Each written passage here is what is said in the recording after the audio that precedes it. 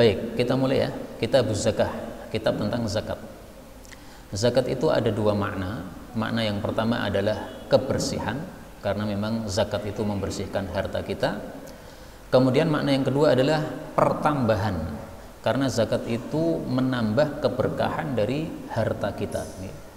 Jadi sama sekali zakat itu tidak menyebabkan kurangnya harta. Memang kita kalau punya duit 80 juta, itu zakatnya kan 1/40-nya ya. Kita harus keluarkan berapa? 2 juta dari 80 juta. 80 juta dikurangi 2 juta, ya berkurang. Tetapi kata Nabi tidak berkurang. Kata Nabi apa? Tidak berkurang. Kalau kamu mengatakan berkurang itu kan zahirnya ya, sesuai penglihatan mata berkurang. Tapi hakikatnya enggak. Mana kosot tidaklah mengurangi sodakotun, sedekah itu mimmalin harta. Kenapa? Karena begitu sedekah dikeluarkan, Allah turunkan berkah, bleng. Nah, maka bertambah malah. Maka zakat disebut zakat karena menambah keberkahan. Beliau mengatakan tajibu wajib zakat fil amwal pada harta-harta allati satati yang akan disebutkan berikut ini. Idza kanal malik, apabila si pemilik harta mukallafan, orang yang mukallaf. Nah, ini pendapat Imam Syaukani. Menurut jumhur enggak. Zakat itu wajib pada harta yang sudah mencapai nisab dan sudah sampai setahun. Meskipun pemiliknya tidak mukallaf. Mukallaf itu apa? Orang yang akil dan balik. Maka menurut Imam Syaukani, kalau itu anak kecil punya harta banyak, tidak ada zakatnya. Menurut Imam Syaukani, kalau ada orang gila punya harta banyak, tidak ada zakatnya. Nah, ini pendapat beliau ini menyelisih mayoritas ulama. Karena itu untuk kalimat ini kita tidak usah memakai. Kita ikuti saja mayoritas ulama bahwa zakat itu kewajiban pada harta. Pemiliknya kecil, pemiliknya gila, sama aja. Apakah bisa orang gila punya harta banyak? Bisa aja. Ada seorang bapak kaya raya mati meninggalkan harta 1 miliar. Pewarisnya cuma satu, anaknya laki-laki tur gila. Nah, maka si gila ini mendapatkan warisan berapa?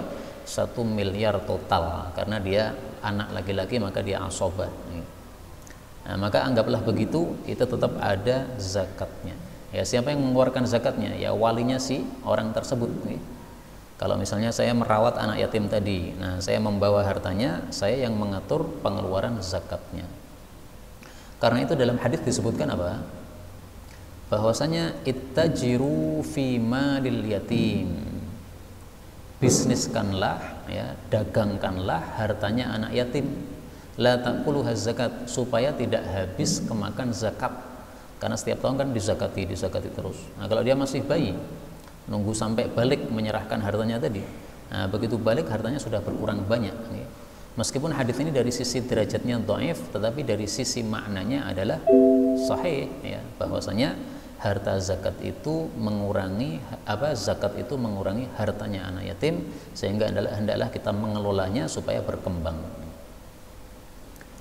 Berikutnya beliau mengatakan bab zakatul hayawan, zakat hewan-hewan. Jadi ringkasnya harta yang wajib zakat ada 3. Pertama adalah mata uang. Mata uang itu emas, perak zaman dulu, kalau zaman sekarang berarti rupiah dan lain-lainnya, dan termasuk perhiasan emas perak. Kemudian yang kedua adalah zakat tanaman. Nah, tanaman ini yang wajib adalah yang merupakan makanan pokok, misalnya padi dan sebagainya. Kemudian yang ketiga adalah zakat ternak. Ternak ini yang wajib cuma 3, yaitu apa? Unta, kemudian sapi, sama kambing. Kenapa kita mengatakan yang wajib zakat cuma itu? Karena zakat itu adalah hukum syariat. Sementara hukum itu tidak bisa ditetapkan kecuali dengan dalil. Nah, kita tidak menemukan zakat mobil, zakat rumah, zakat laptop, zakat kacang, enggak kita temukan. Maka kalau tidak ada dalilnya, jangan mengatakan ada zakatnya. Maka zakat intan, permata, berlian enggak ada. Kecuali kalau dibisniskan, maka nanti masuk zakat harta, karena bisnis itu tujuannya untuk mencari harta, mencari uang, sehingga bisnis itu zakatnya sama dengan zakat mata uang. Beliau mengatakan innama tajidu, tiada lain wajib zakat itu minhu fin na'am, dalam binatang-binatang ternak. Wahia, yaitu yang dimaksud adalah al-ibil, unta, wal baqar, sapi, wal ghanam, dan kambing. Dan ini ada dalilnya semuanya. Rasulullah Shallallahu Alaihi Wasallam bersabda dalam hadis yang sahih, ta'til ibil, akan datang unta-unta, ala rabbiha, kepada pemilik unta. Ini nanti di hari kiamat. Ala khairi makanat, dalam kondisi sempurna, gemuk-gemuk. Idza hiya lam yu'ti fiha haqqaha, kalau dia tidak mengeluarkan zakatnya. Tata'uhu bi akhfafiha, dia akan diinjak-injak oleh untanya dengan kaki-kakinya. Wa ta'til ghanam, kambing-kambing nanti juga bakal datang pada hari kiamat. Ala rabbiha, menemui pemiliknya. Ala khairi makanat, dalam kondisi sempurna kambing-kambing ini. Idza lam yu'ti fiha haqqaha, kalau dia tidak membayarkan zakatnya. Tata'uhu bi adlafiha, akan diinjak-injak dengan kakinya. Wa tantahuhu bi quruniha, bahkan ditanduk oleh si kambing tadi dengan tanduknya. Jadi berdarah-darah, ngeri. Nah, maka di sini Rasulullah Shallallahu Alaihi Wasallam sebutkan apa? Unta sama kambing. Nah, adapun sapi itu dalam hadis yang lainnya, tidak disebutkan dalam hadis yang ini. Ini hadisnya sahih riwayat Imam Nasai dan yang lain-lainnya. Faslun, pasal baru fi zakatil ibil, tentang zakat unta. Ini nggak begitu penting Pak nggih. Orang di unta wis diwaca cepet mawon nggih. Idza balaghatil ibilu khamsan, kalau unta itu jumlahnya 5, fa fiha syatun, zakatnya 1 ekor kambing. Jadi unta zakatnya bukan unta tapi kambing, itu kalau jumlahnya 5. Thumma fi kulli khamsin syatun, kemudian setiap 5 kelipatannya itu 1 kambing. Berarti kalau 10 unta berapa zakatnya? 2 kambing, dan seterusnya. Fa idza balaghat khamsan wa 20, tapi kalau sudah sampai 25, jadi maksimalnya 25. Begitu 25, zakatnya sudah bukan kambing tetapi ibnatu makhadin au ibnu labunin, unta ibnatu makhad atau unta ibnu labun. Nah, ini istilah-istilah. Apa maksudnya ini? Nah, yang dimaksud ibnatu makhadin ini adalah unta yang usianya baru 1 tahun. Kalau ibnu labun ini adalah unta yang usianya sudah 2 tahun. Ini hadisnya sahih dalam Sahih Bukhari. Wa fi sittin wa thalathin, kalau untanya 36 maka zakatnya ibnatul labun, unta betina usia 2 tahun. Wa fi sittin wa arba'in, kalau untanya jumlahnya 46 maka hiqqatun, zakatnya adalah unta hiqqah, yaitu unta betina usia 3 tahun. Ini ngurut ke aja Pak.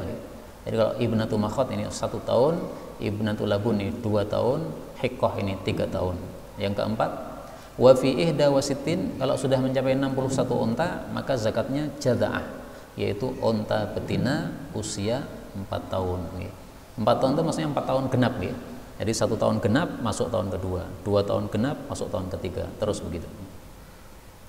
Wa fi sittin wa sab'in, kalau untanya jumlahnya 76 maka binta labunin, zakatnya 2 bintu labun, berarti 2 unta usia 2 tahun betina.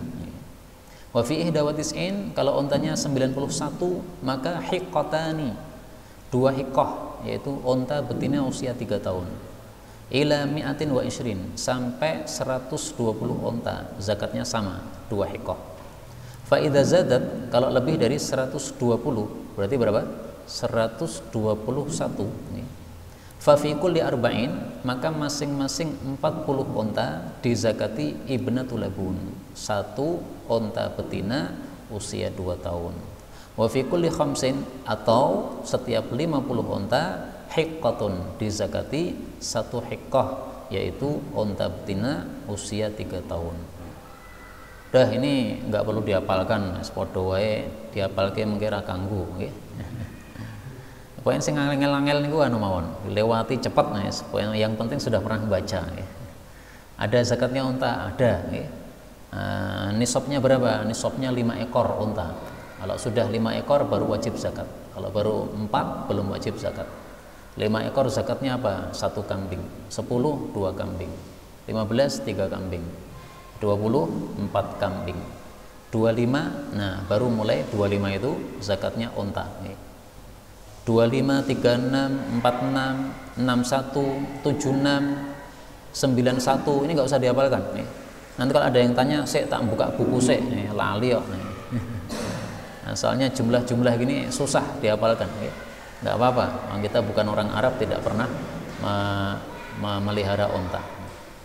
Kita pindah aja yang orang Indonesia cocok nih. Faslun fi zakatil baqar, zakat sapi. Yajibu wajib zakat fi 30 minal baqar, 30 sapi. Zakatnya adalah tabi'un au tabi'atun, sapi usia 1 tahun. Wa fi arba'in, kalau mempunyai 40 sapi maka musinnah, yaitu zakatnya 1 sapi usia 2 tahun. Tsumma kadzalik, kemudian seterusnya kelipatannya. Jadi ringkasnya, sapi itu nisabnya adalah 30 sapi.